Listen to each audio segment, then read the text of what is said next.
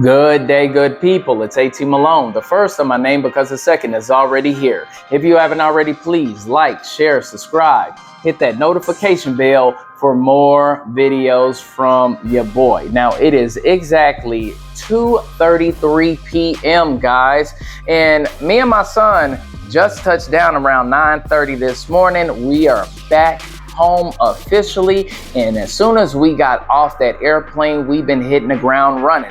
I had to take a shuttle to pick my car up because it was parked at a hotel, and then I realized I needed gas, so I had to stop and get some gas, and then we sat in traffic after we got gas on 635. And if you live in a DFW Metroplex, you know between the hours of 7 and 11, traffic is crazy as hell. So after we got done with that, I realized that I needed to get my oil changed because I have been procrastinating on that. So I stopped, got my oil changed, and I finally got home. Me and my son unpacked. I went ahead and did my shaving, my tapering, looking like a normal human being again. Got to see my lady because she worked a half a shift, so I haven't seen her in a few days, of course. So, you know, we had to love on each other. I had to give her souvenirs that I got for her at Myrtle Beach. And then me and my son left and we got it in at the gym for a good hour. I went ahead and vlogged it too. I might drop it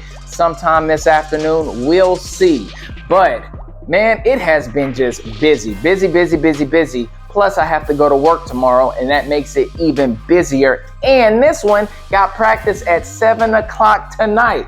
So it is going to be a very productive day, if it hasn't already, honestly, guys. And that's just the story of my life. When you are a highly productive man and you are fully functional, you are locked in, you don't even trip over how much things you got to get done, and you don't have time to get in your feelings about it because it's going to distract you of checking off your laundry list of things that you got to do.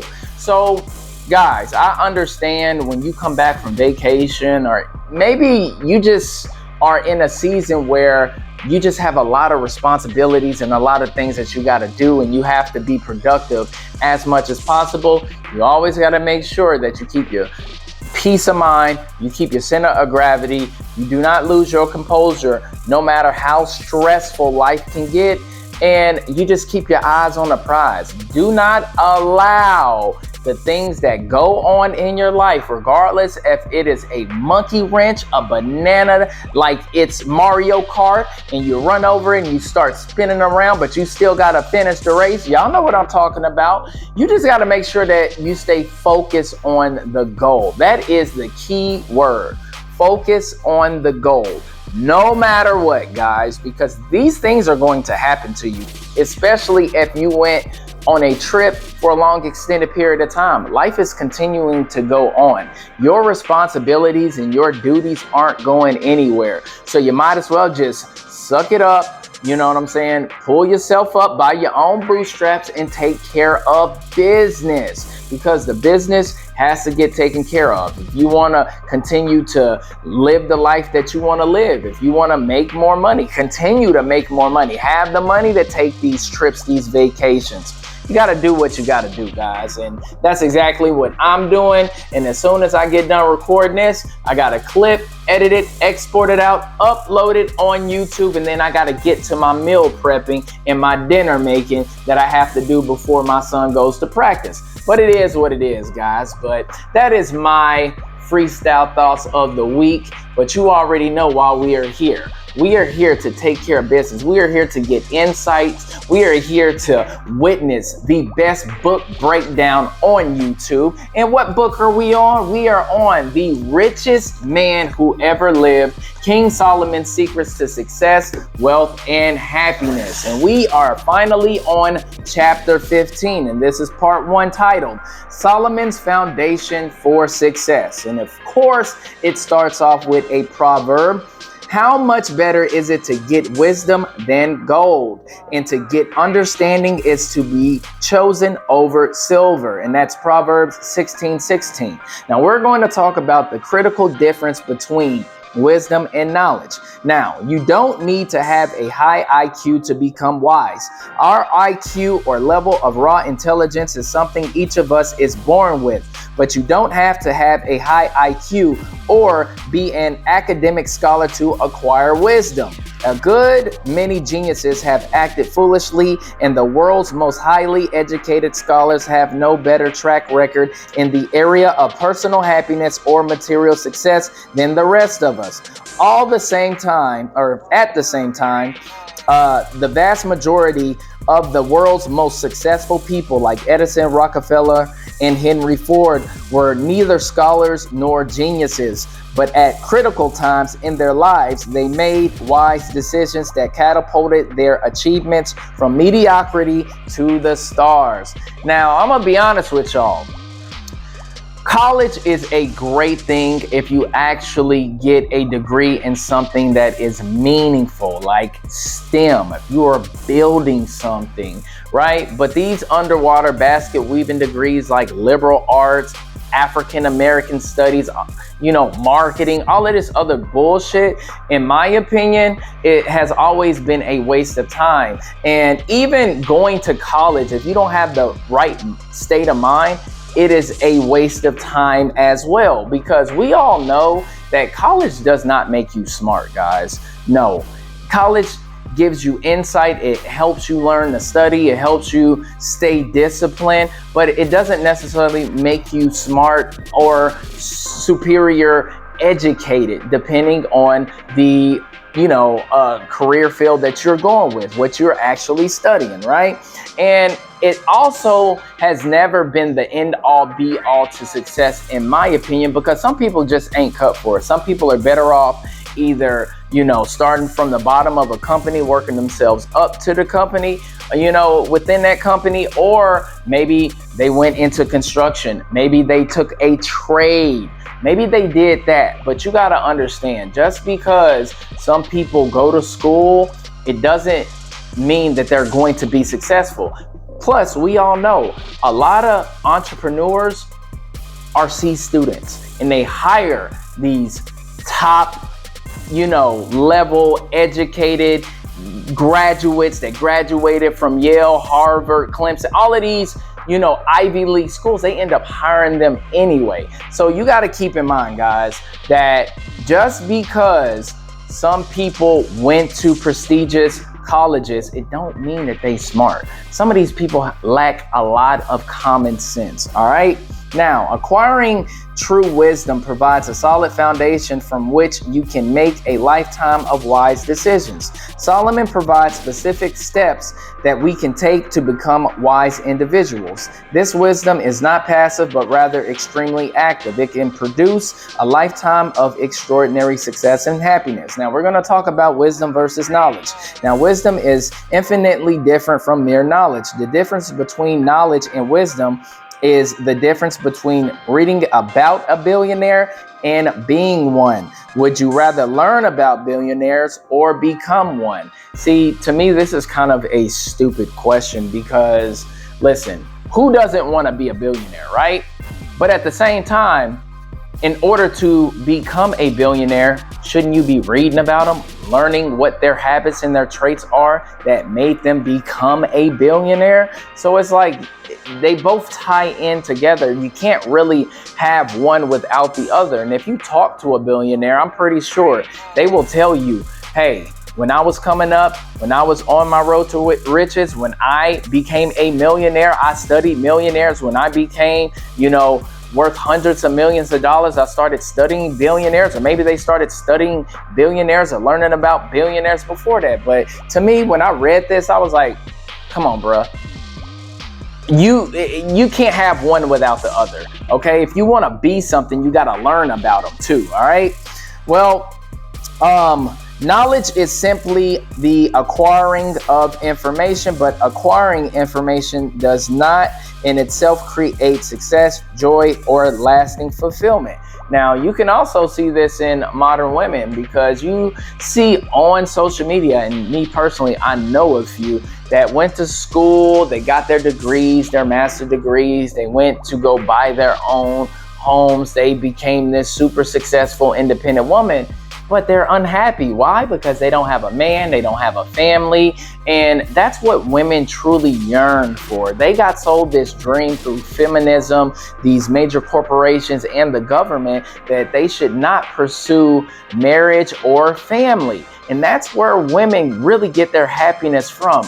They don't get it from their funky ass degrees. That's why they always major in things that don't matter. That's not going to yield them a significant return, and they going to have all of these student loans that they can't pay because their wage that they're making right now, it's not sufficient enough to even cover the student loans that they ended up, accumulating off of getting these underwater basket weaving degrees. Most of the, happy women, and I look at successful women, they're the ones that actually have families, that have a healthy relationship with their husbands, and they're just living a good life. So it just sucks that a lot of these women were sold a lie that they need to go to school, get super educated, become wealthy, and there's going to be some sort of a man that is going to check all of their boxes and their qualifications.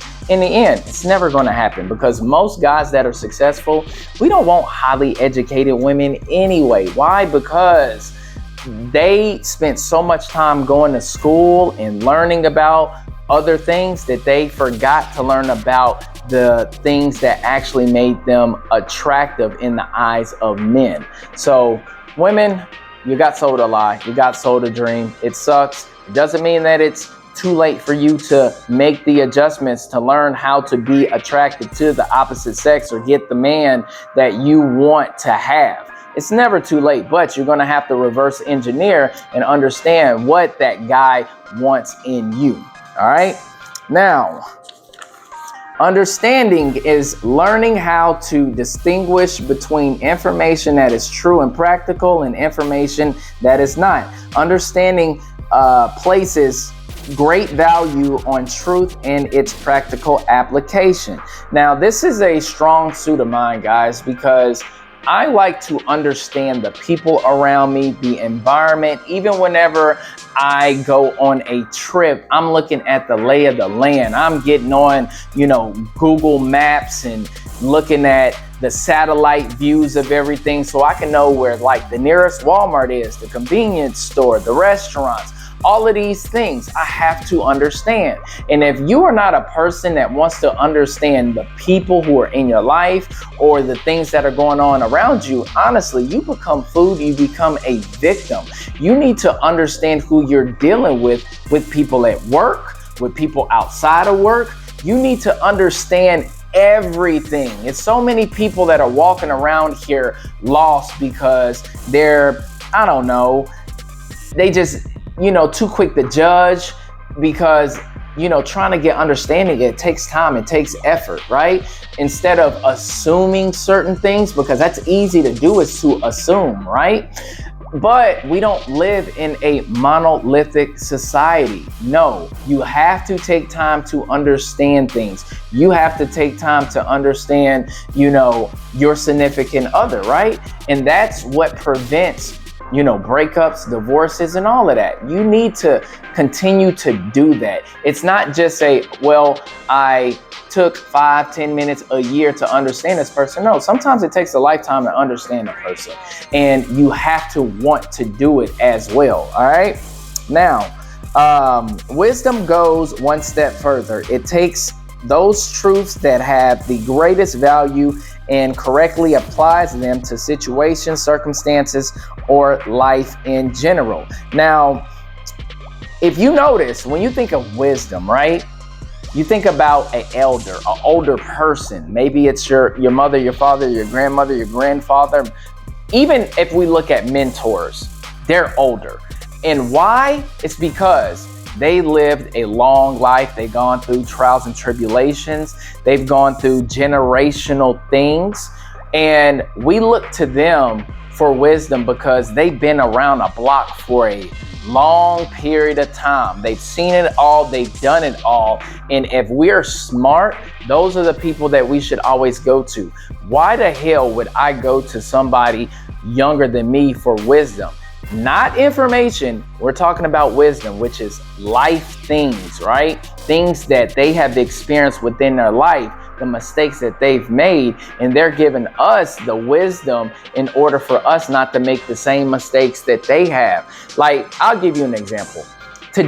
Just today, when I was telling my mom my son has been coughing, a lot lately, and she's like, listen, just call the doctor, see what they got to say. Don't go get these over-the-counter medicines, just call the doctor, right?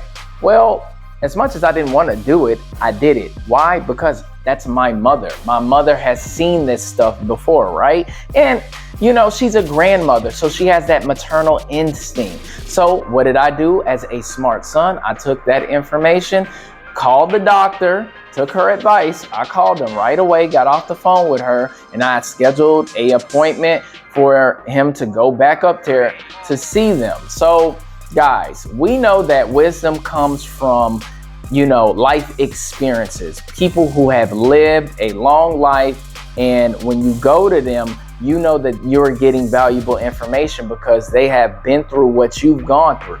All right.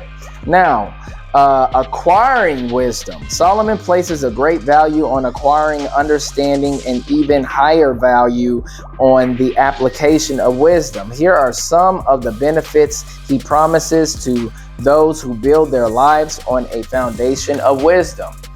A checking account of knowledge. Imagine having a bank account so big that anytime you need anything, you could simply write a check for it regardless of the amount. The wise man, Solomon says, stores knowledge in such a wisdom account. He can draw from it whenever he encounters any needs or any situation that requires a wise decision. Solomon writes in Proverbs 10:14, wise men store up knowledge, but with the mouth of the foolish, ruin is at hand.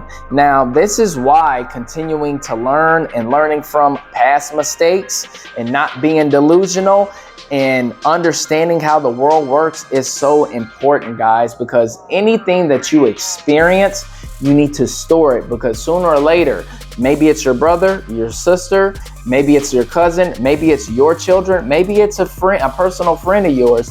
They are going to eventually go through the same thing that you went through, right? I just talked about that with my mom and my son being under the weather. So you have to store that experience in your mind. And also when you figure out what that solution was, you have to make sure that you keep that in your brain so you can pass that information on to the next person, guys. See, knowledge and wisdom is not for self. It's for us to learn from it, cultivate it, and give it away. Who wants to be the smartest person in the world, right? Nobody wants to, because it is lonely at the top, and nobody wants to be at the top by themselves. Yes, we want to be kings, we want to be leaders, but at the same time, we want to build people up, because we can't stay on top forever, right? You want to pass on your genes, your information, your way of thinking on to the next generation. And that's how legacy is built, okay? Because when you have a wealth of knowledge, you want to pass that on. Even if you have an idea and you want to spread a message to the masses, you can't do that just keeping it to yourself, because you have to spread it. All right. Now, understanding why you act the way you do. Have you done something stupid or out of character and thought, why on earth did I do that? I've done that a lot. Or what was I thinking? If you don't understand your behavior, you will repeat it again and again. This is not the case when you acquire wisdom, as Solomon says in Proverbs 14:8. The wisdom of the prudent is to understand his ways. As you begin to more clearly understand your behaviors and natural inclinations, you will begin to make the best choices rather than those to which you're naturally inclined. Now, I don't think people take the time to do this, guys, because they rather stay on code. They don't want to look like the outsider or the person that's shaking things up.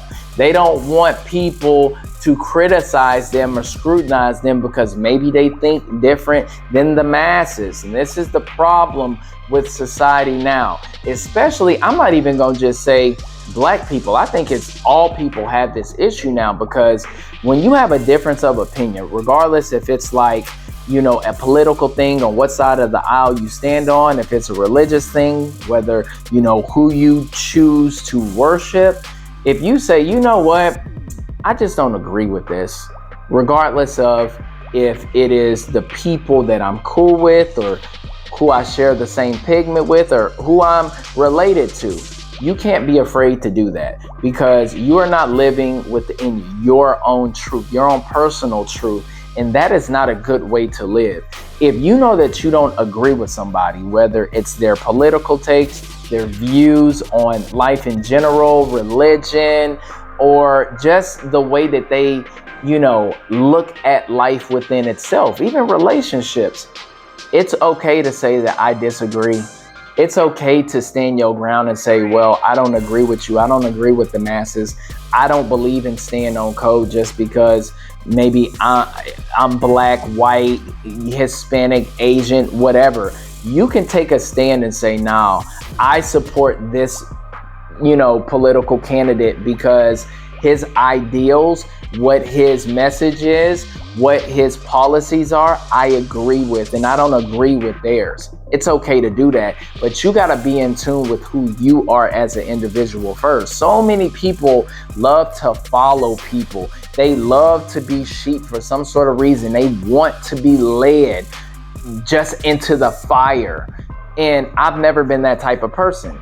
I've always lived my life on my own terms. I've always went against the grain, and I did not give a shit about what my parents thought, what my siblings thought, what my friends. I didn't give a damn, because I could not live in my own truth. I could not like to be in my own skin, because I love being in my own skin. I love the way that I think. I love the fact that, yes, I am considered like a rebel. I could be considered an outcast, a vigilant, whatever you want to call it, because I just don't follow what everybody else is doing.